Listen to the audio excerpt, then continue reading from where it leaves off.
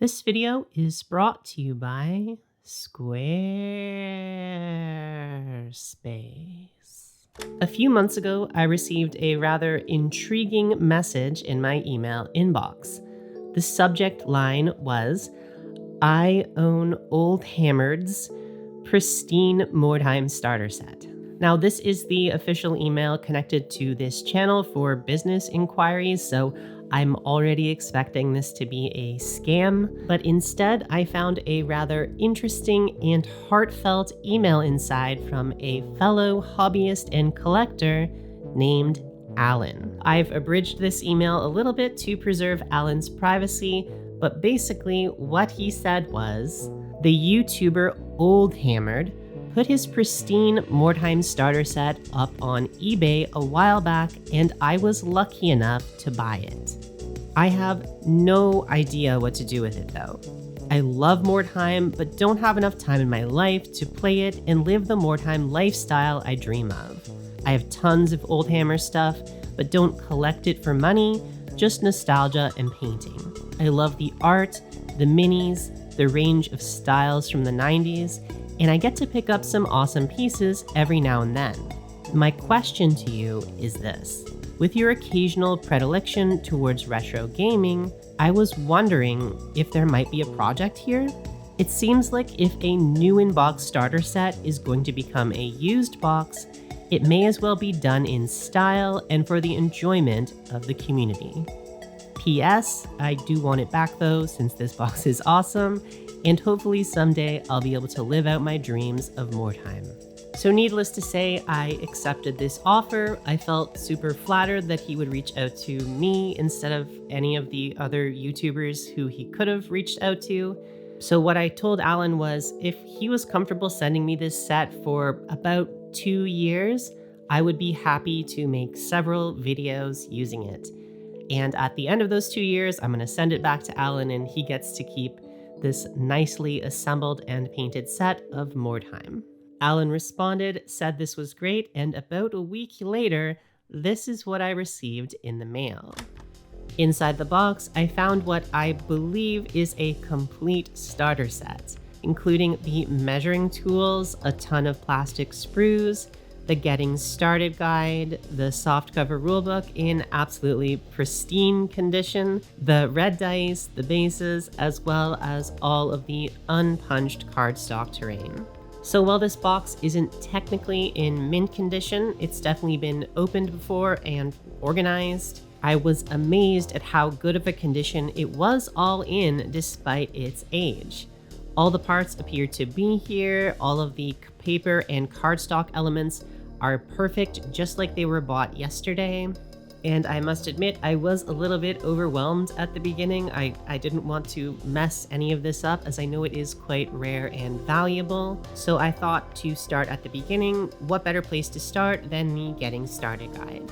The Getting Started Guide explains to us both the basics of how the game is played, as well as how to assemble both the miniatures and the cardstock terrain.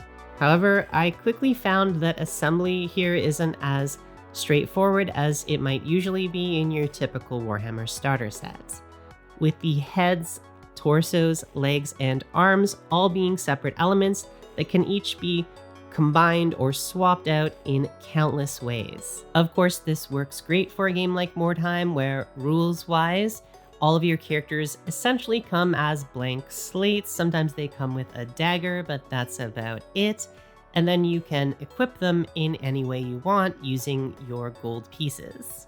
But I found it was quite intimidating for a beginner, as after reading the rules, I quickly realized that despite each sprue having way more options than I could ever ask for, not every weapon or accessory or combination of weapons and accessories can be given to just any model on your roster. So it does require a little bit of planning first before we do our model assembly, and it makes much more sense to plan out your list in advance before charging in headlong and just gluing everything together.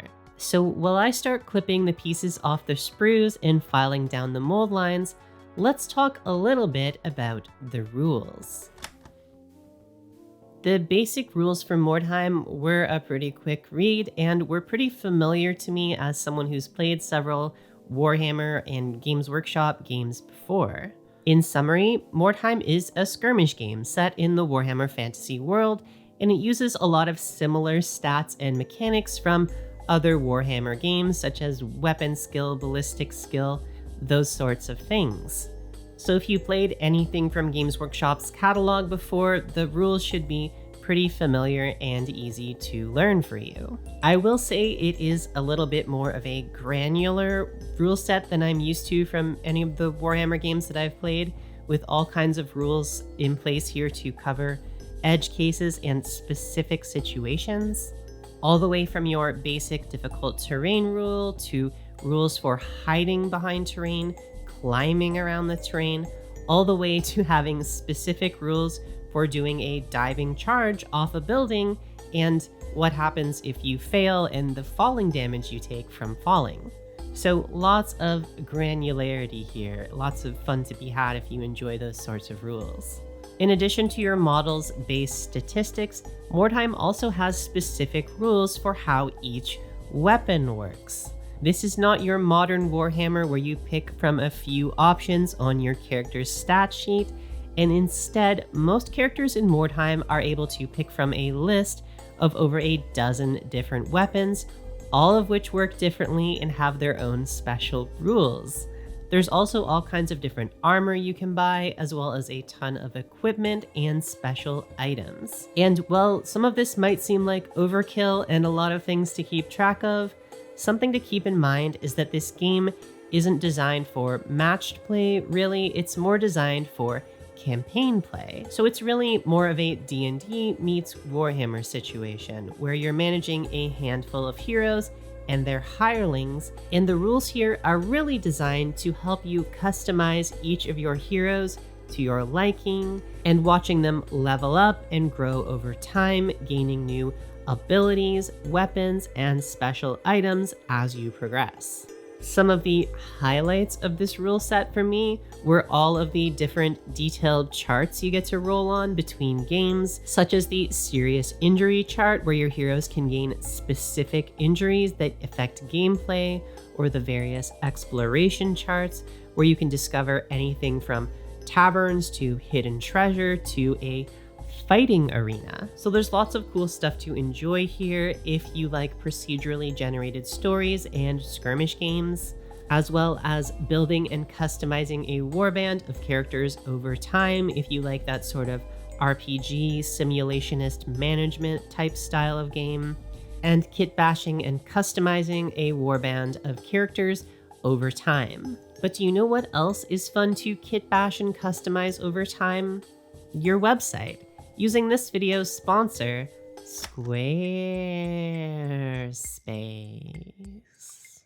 Squarespace is the all-in-one website and hosting platform for all of your website needs, and it's extremely easy to use. Just pick from one of their fabulously designed pre-made templates, or build your own template from scratch using their innovative new design tool, Squarespace Blueprint. I've been using my current Squarespace site to host a gallery of my painted miniatures, all of my hobby reference documents, as well as an online store, which has been super easy to set up, add items to, keep updated, and accepts a variety of payment options. So if you need a website, why not go to squarespace.com today for a free trial?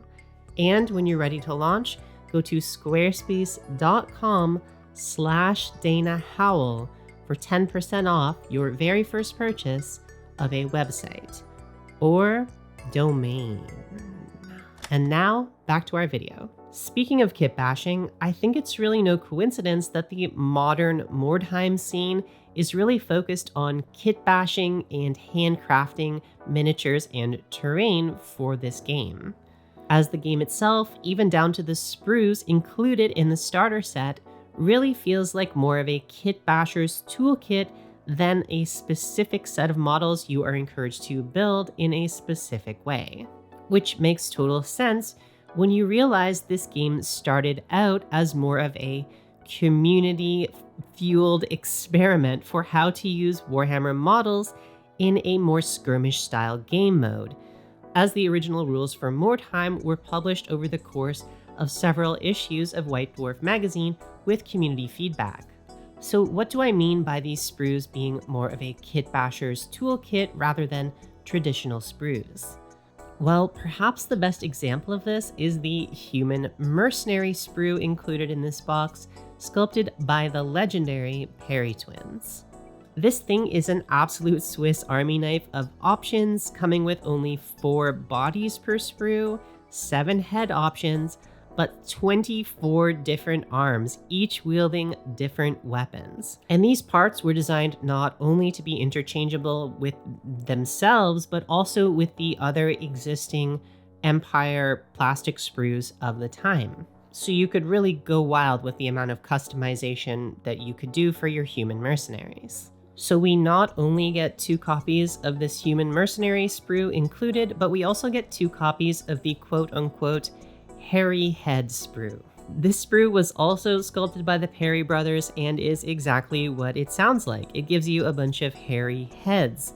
This brings your human mercenary head options up to 12, your arm options up to 34, although some of these arms are pairs for double-handed weapons. It's still a lot of different options for your arms.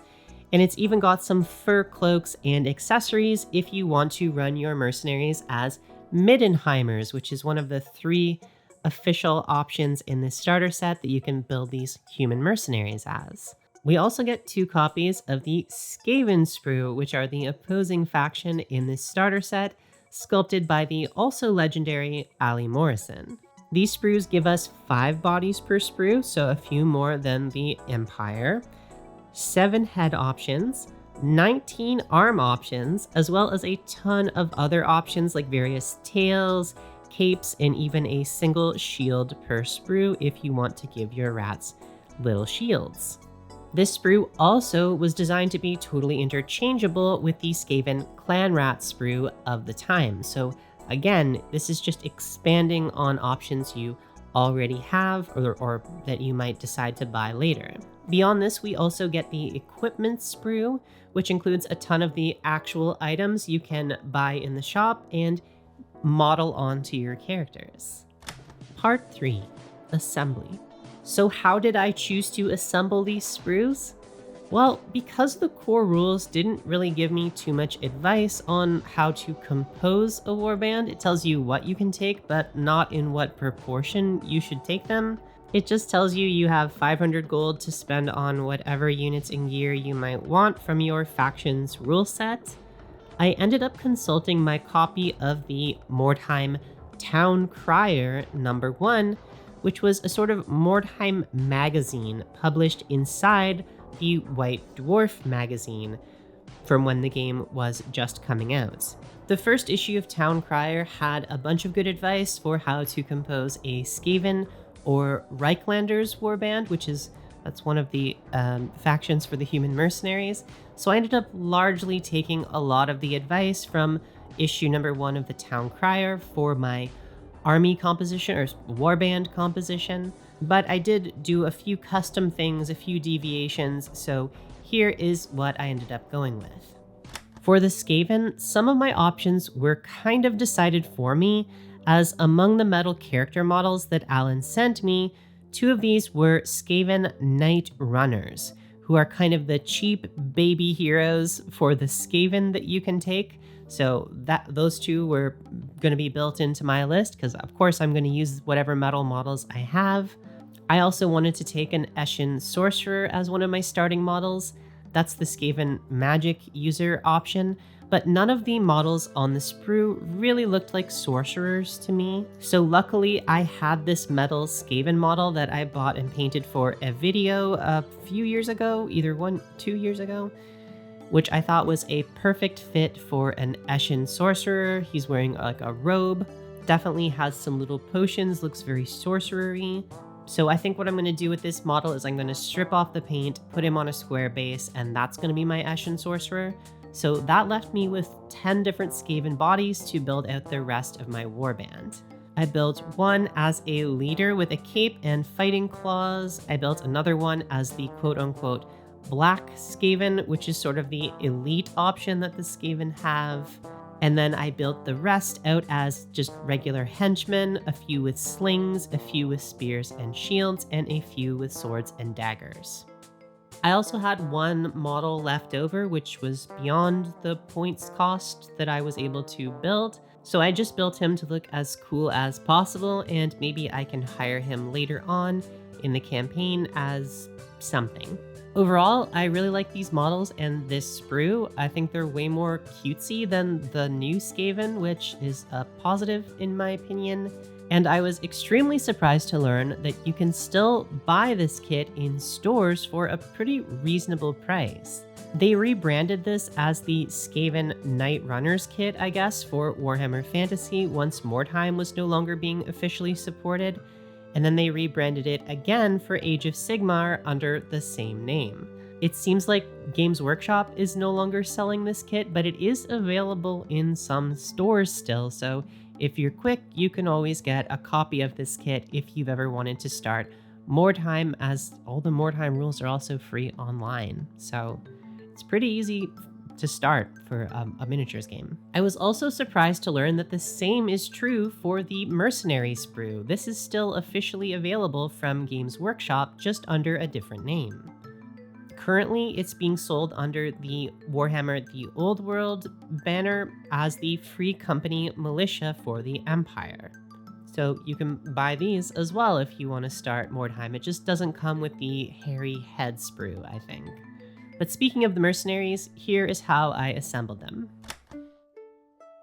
For the mercenaries, if you're not familiar, the game of Mordheim allows you to build your mercenaries in one of 3 flavors, at least in the starter set. The Reichlanders, who are very good at shooting, the Middenheimers, who are very good at hand-to-hand combat, and the rich men of Marienburg, who come with some bonus money to hire more guys at the beginning of the game. Personally, I decided that I want to paint up this set to look as classic as possible. My goal here is to basically nail the look of the box art, but perhaps in a slightly more elevated or stylized way. So because of this, I thought building the models as Reichlanders made the most sense, as these guys are really the ones that scream classic Mordheim to me. The basic sprue gives us 8 bodies to play around with, but after fussing around with the rules and building out my Reichland warband on the character sheet, I found that I really wanted 9 bodies.